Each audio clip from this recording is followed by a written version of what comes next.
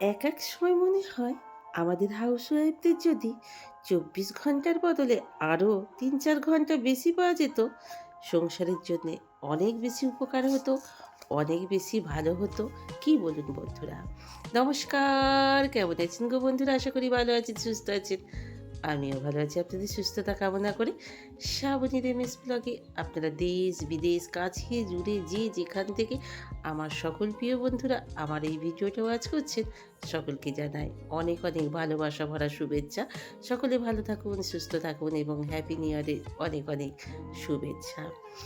তো চলে এসছি একটু পাঁচিলের চারপাশে গাছগুলো তোলা আছে বাবির, সেগুলোকে একটু ওয়াচ করার জন্য। সেগুলোকে দেখে শুনে জল টল কতগুলো আছে না আছে, কতটা আছে না আছে, শুকিয়ে গেছে কিনা তোলা গাছ তো। তো সেসব দেখে শুনে চলে এলাম একেবারে রান্নাঘরে। রান্নাঘরে সকালবেলায় বাচ্চাবাবু যথারীতি ভাত খেয়ে চলে গেছে। এখন বানাচ্ছি ব্রেকফাস্ট। তো ব্রেকফাস্টে বানাচ্ছি আজকে একটু, বাবা! কড়াই গেল একেবারে উল্টে। ওই যে ধরে ভিডিও করলে এইটাই হয় আর কি। নিয়ে নিয়েছি ৩-৪টে একেবারে। ছেলেটার, মেয়েটার আর আমার একটু ম্যাগি বানিয়ে নিচ্ছি। তো এই ম্যাগিটা বানাতে গিয়েই কড়াই উল্টে চলে যাচ্ছিল। যাই হোক, ম্যাগি বানিয়ে ওদের দিয়ে দিয়েছি। যে যার মতো খেয়ে অফিস চলে গেছে। আমি এবার চাপিয়ে দিলাম রান্না। বাড়িতেই সামনে এসেছিল কাতলা মাছ। ওখান থেকে কাতলা মাছ নিয়ে ধুয়ে দিয়ে গেলেন ভদ্রলোক। তারপরে আমি একেবারে ধুয়ে টুয়ে নিয়ে এসে ফ্রিজে ভরে দিয়েছিলাম। তো বাদবাকি কয়েকটা বার করে নিয়েছিলাম, ৩ পিস মতো। ছেলেটার ২টো, মেয়েটার ১টা, যে যেমন খায়। আর আমার আর বাচ্চুবাবু এক কুচো করে করে নিয়েছি। কারণ আমার একটু মাছ হলেই দরকার। মাছ নিয়ে কথা, এত বড় মাছ তো আমরা খাই না। আমরা অল্প একটু মাছ খাই, মাছ গন্ধ হলেই হলো। মাছ না থাকলে ভালো লাগে না। তাই অল্প একটু আঙুল কেটে যাওয়ার মতো পিস হলেও চলে যায় আর কি। মাছের গন্ধ হলেই হলো। আর কি বিড়ালের মতো অবস্থা আর কি। তো যাই হোক, আর তেলটা বেরিয়েছিল অসাধারণ। আপনারা দেখতেই পাচ্ছেন, ব্যাপক তেল বেরিয়েছিল। এইটা দিয়ে বানাবো লাউ পালং শাকের চচ্চড়ি।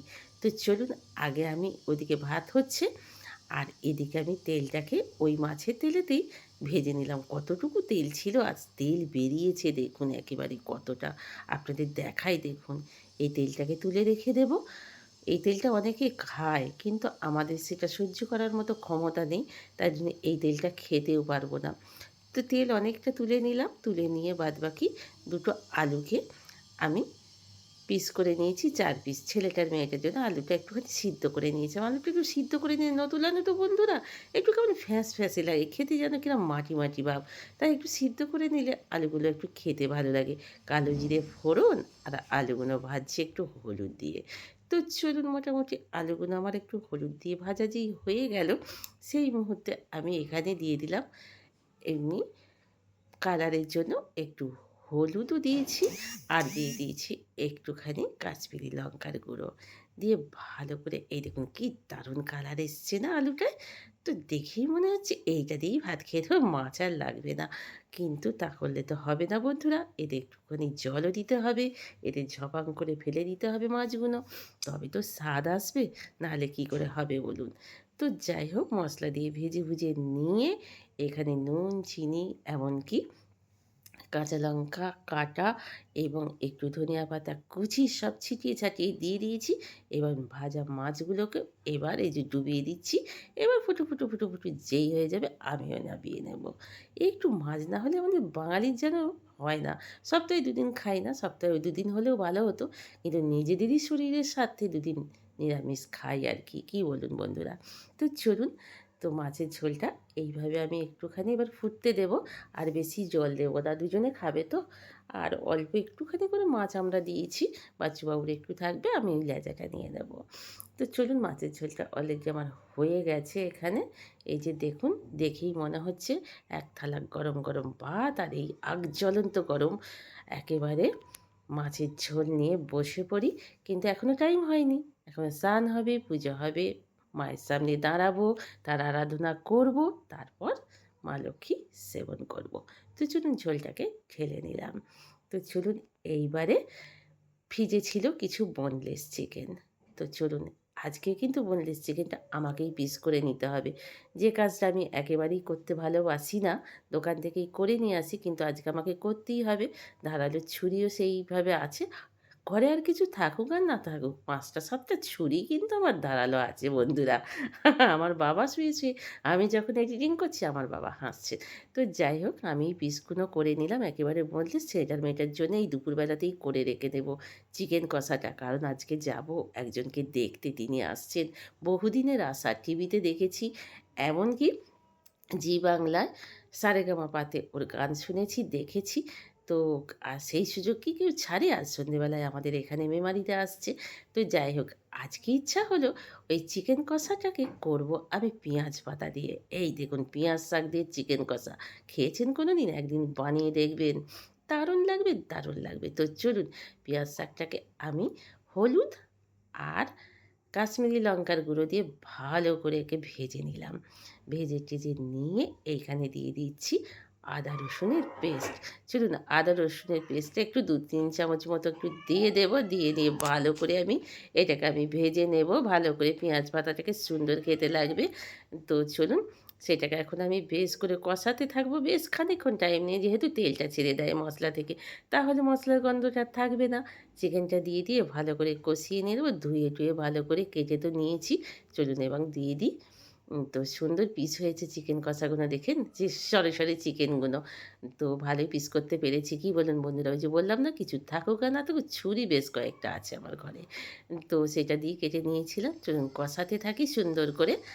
তো ভালো করে একেবারে পেঁয়াজ শাকের সঙ্গে মশলার সঙ্গে জমিয়ে কষিয়ে মশিয়ে দারুণ করে চিকেন প্রত্যেকদিন হলে ছেলেটা মেয়েটা আর কিছু চায় না, মুখ দিয়ে রা বাক্যটি হয় না। ওই চিকেন পেয়ে গেছে, কী যে চিকেন খায় তারপরে ওই বোনলেস। তো চলুন দিয়ে দিলাম আধখানা লেবু, যেহেতু আমার ঘরে টমেটো বাড়ন্ত তাই আর কি, সেই জন্য দিয়ে দিলাম একটু লেবু রস। পড়ে গেল কিন্তু দুটো বীজ, বা বীজগুলো ফেলেই দিয়েছিলাম, কিন্তু তারপরে দেখলাম ভেতর থেকে আরও দুটো বীজ বেরোলো। এই বীজগুলো যদি চিকেনের সঙ্গে চলে যায় তাহলে ওদের মুখটা তেতো হয়ে যাবে। ভালো হলেও চিকেনটা ওরা বলে ফেলবে একদমই ভালো হয়নি, তিতো হয়েছে। তো তাই জন্য বীজগুলোকে অবশ্যই আমি তুলে ফেলে দিলাম। তো যাই হোক, ওই জন্যই বলছিলাম না বন্ধুরা, আমাদের কি বলুন তো, হাউসওয়াইফদের আমাদের হাউসওয়াইফদের রান্নারও শেষ হয় না, কাজেরও শেষ হয় না। একেক সময় মনে হয় আমাদের হাউসওয়াইফদের ২৪ ঘন্টার বদলে আরও যদি ৩-৪ ঘন্টা পাওয়া যেত, সংসারের জন্য অনেক উপকার হতো এবং ভালো হতো। রান্না শেষ করতে পারছি না, কষিয়ে মশিয়ে এই দেখুন চিকেন কষা আমার অলরেডি হয়ে গেল। দেখেই মনে হচ্ছে আনান করছে। ভাত, রুটি, নান, পরোটা, কচুরি, কার সঙ্গে না যাবে এই চিকেন কষাটা। ও হেভি লাগছে, হেভি লাগছে, দারুণ খেতে। এখনও পর্যন্ত যেসব বন্ধুরা আমার এই ভিডিওটা ওয়াচ করছেন, আপনাদের অসংখ্য ধন্যবাদ। আপনাদের সময়ের অমূল্য সময় থেকে আমাকে কিছুটা টাইম দেওয়ার জন্য। ভেজে রাখা আলুগুলোও দিয়ে দিলাম। তো চলুন ভালো করে আবার কষিয়ে মশিয়ে নিই। আলুগুলো তো সিদ্ধ করাই আছে, সেই তো আর বেশিক্ষণ আর করতে হবে না। এবার আমি চাপা দিয়ে দেবো, এটা বিট করে হতে থাকুক। তেল অলরেডি ছেড়েই দিয়েছে।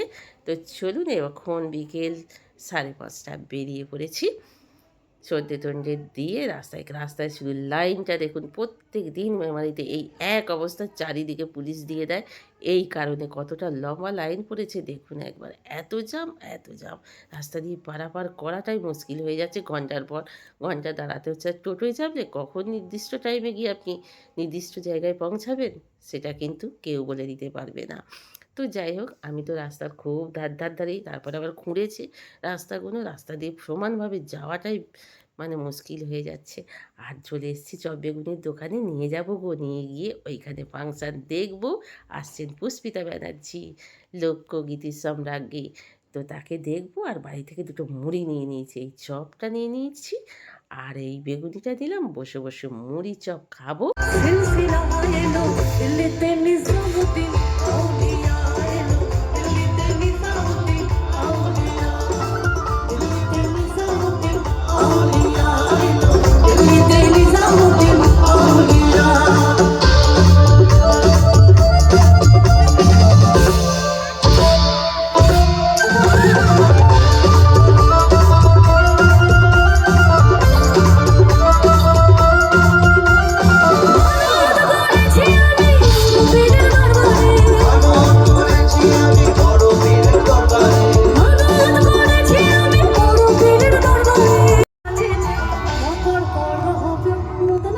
ধ্বংস